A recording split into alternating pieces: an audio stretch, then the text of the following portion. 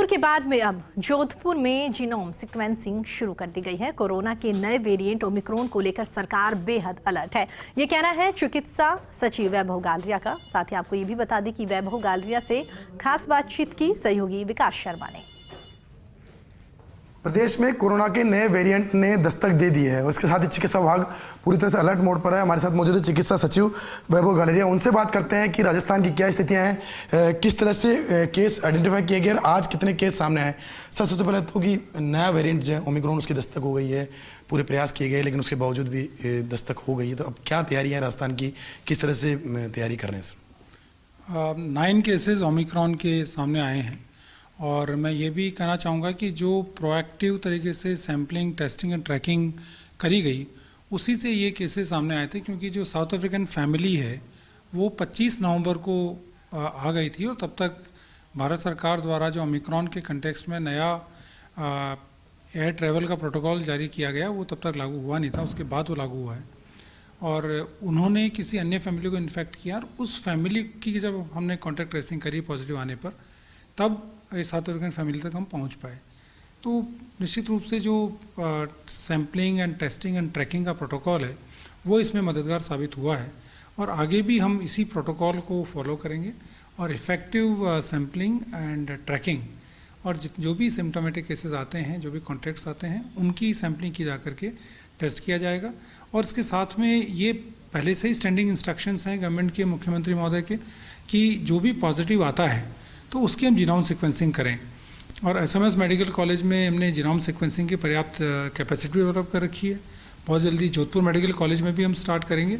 तो जो भी पॉजिटिव आएंगे हम उसकी सीक्वेंसिंग करेंगे और ये आइडिया हम लगातार लगाने की कोशिश करेंगे कि इस प्रकार का वेरिएंट जो है वो हमारी सोसाइटी में प्रिवेलेंट हो रहा है। सर, आज भी 3 संदिग्ध जो मान के चल रहे हैं, 3 और सामने आए हैं, उनको लेकर क्या कि इस तरह से लगातार संदिग्ध सामने आए तो उनकी कैसे ट्रैकिंग करेंगे सर? देखिए, इसका कोविड और इसके जो भी वेरिएंट है उनका ट्रीट करने का या हैंडल करने का स्टैंडर्ड तरीका है, which is a 5-fold strategy, which is test, track, treat, vaccinate and COVID appropriate behaviour.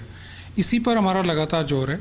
आज जो ये 3 केसेस आए हैं इनको भी हम टेस्टिंग के बाद जीनोम सीक्वेंसिंग में रखेंगे और जो भी स्थिति बनती है, जो प्रोटोकॉल गवर्नमेंट ऑफ इंडिया ने इशू किया उसके अनुसार इनको आइसोलेट भी किया जाएगा और ट्रीटमेंट भी किया जाएगा एंड देन फॉलोअप में जो कॉन्टैक्ट ट्रेसिंग है वो भी करी जाएगी। सर, पूरे प्रदेश भर के अधिकारियों के आज आपने वीसी ली और उनको ओमिक्रॉन के बारे में जो पूरा इंस्ट्रक्शन बना हुआ है उसको लेकर आपने प्रेजेंटेशन दिया है। किस तरह की स्टडी है, किस तरह की बात सामने आ रही है वहाँ के वेरिएंट को लेकर के? सर, आज बहुत डिटेल में वीसी ओमिक्रॉन के रेफरेंस में सभी CMHOs की, मेडिकल कॉलेजेस के प्रिंसिपल्स की, PMOs की ली गई थी और उसमें सारे इश्यूज़ को हमने एक बार पुनः टच अपॉन किया है और उसमें टेस्टिंग को लगातार बढ़ाने के लिए और जो भी पॉजिटिव आते हैं उनको जीनोम सीक्वेंस करने के लिए, वैक्सीनेशन पर काफ़ी बढ़ावा देने के लिए हमने कहा है और उसके साथ साथ जो वर्ल्ड वाइड जो सिनेरियो डेवलप हो रहा है ओमिक्रॉन के कंटेक्स्ट। सर, जो नए केस सामने आए हैं उन केसों में एक नई बात सामने आ रही है कि उनमें एसिम्प्टोमेटिक है और सिटी स्कोर है उनका बिल्कुल 0 सामने आ रहा है। तो ये कोई नई बात तो सामने नहीं आ रही, क्योंकि निमोनिया अगर नहीं बन रहा है तो स्थिति में कैसे कोविड माना जा रहा है इसको? नहीं, देखिए, जो कोविड है वो हर केस में निमोनिया हो ज़रूरी नहीं है और चूंकि जैसा अभी तक रिजल्ट्स आ रहे हैं कि रिलेटिवली माइल्डर वेरिएंट है तो उसके कारण से लंग्स का इन्वॉल्वमेंट बहुत ज़्यादा हो, संभवतः ऐसा नहीं है। इसी कारण से HRCT में स्कोर नहीं आ रहा है, परंतु निश्चित रूप से जब हम कोविड का RT-PCR टेस्ट कर रहे हैं उसमें कोविड जो है वो प्रेजेंस आ रही है और जब उन्होंने जीनोम सीक्वेंस किया तो उसमें ये ओमिक्रॉन पाया गया है। तो डेफिनेटली इन्फेक्शन है, परंतु उसके कारण से लंग्स का इन्वॉल्वमेंट जैसे डेल्टा वेरिएंट में काफ़ी ज़्यादा था और काफ़ी रैपिड था और इसी कारण से जो HRCT स्कोर्स भी काफ़ी हाई आए थे कई पेशेंट्स के, वैसा अभी तक इसमें नहीं है। बट मैं ये भी कहना चाहूँगा कि अभी ये इवॉल्विंग सिचुएशन है, फाइनली अभी इसके बारे में कुछ भी नहीं कर सकते। WHO भी जो लगातार रिपोर्ट और प्रेस रिलीज जारी कर रहा है वो भी लगातार ये कर रहे हैं कि अभी तक जितनी नॉलेज है उसके आधार पर हम ये कर रहे हैं, but how does it evolve, how does what kind of shape it takes in future is something which needs to be seen. तो अभी सर हमने भी यहाँ पे जो केस आ रहे हैं उनकी स्टडी शुरू कर दी कि क्या उनका चेंजिंग वगैरह आ रहा है, उसको लेकर कुछ? निश्चित रूप से उनकी बहुत क्लोज मॉनिटरिंग करी जा रही है, उनकी स्टडी भी करी जा रही है। अधिकांश जो ऐसा अब सभी के नॉलेज में है कि वो एसिम्प्टोमेटिक है, और फ्यूचर में भी यदि कोई ऐसे केसेस आते हैं तो that will become part of our study, हम उसको लगातार देखेंगे। हाँ सर, कोरोना का नए वेरिएंट की दस्तक हो गई, वहीं दूसरी ओर रेजिडेंट्स जो है वो हड़ताल पर, अभी रात से संपूर्ण कार्य बहिष्कार की घोषणा कर दी उन्होंने, तो कैसे मैनेज करेंगे अपने आप को? उनसे क्या बातचीत कर रहे हैं, कोई बातचीत हुई तो? देखिए, जो मेन इशू रेजिडेंट डॉक्टर्स का है वो भारत सरकार से संबंधित है, और मैं ये कहूँ कि माननीय उच्चतम न्यायालय में जो एक रिट पिटिशन पेंडिंग है, उसमें ऑनरेबल कोर्ट ने जो डायरेक्शंस दिए हैं उसके बिंदु पर उनका मेन एजिटेशन है। तो ये तो टोटली भारत सरकार और उच्चतम न्यायालय के पर्यू में है। स्टेट में माननीय मंत्री जो हमारे हैं, चिकित्सा मंत्री जी, उन्होंने चिट्ठी लिखी है भारत सरकार में चिकित्सा मंत्री जी को, और इशू को जल्दी रिजॉल्व करने के लिए कहा है। बाकी जो उनके इश्यूज़ हैं वो उन पे उनसे वार्ता आज ही काफ़ी डिटेल में लगभग 3 घंटे हम लोगों ने वार्ता करी है। डायरेक्टरेट मेडिकल एजुकेशन में, कमिश्नर मेडिकल एजुकेशन ने उनसे चर्चा करी है, और कोशिश कर रहे हैं कि उन्हें हम समझाइश करें।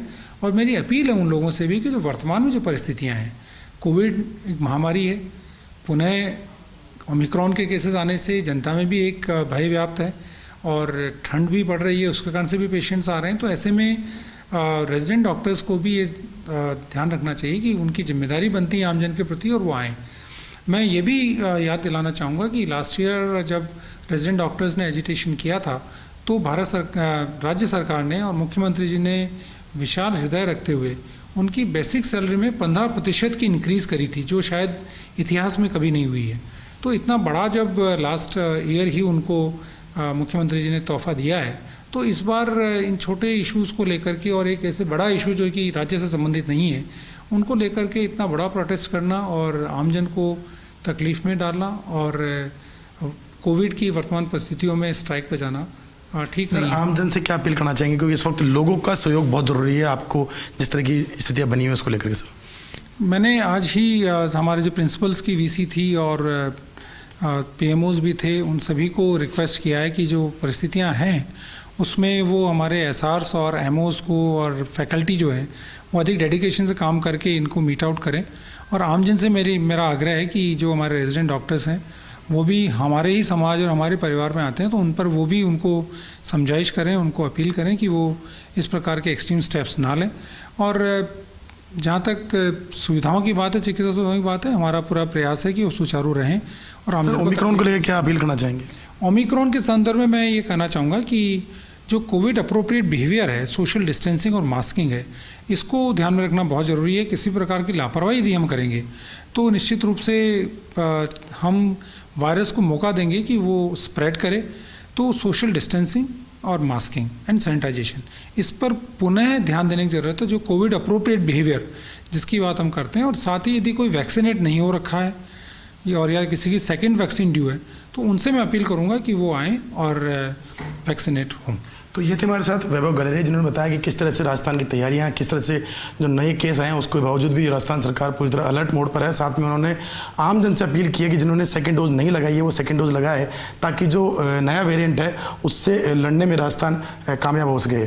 कैमरा पर्सन संजय के साथ विकास शर्मा, फर्स्ट न्यूज़ जयपुर। वक्त तो चले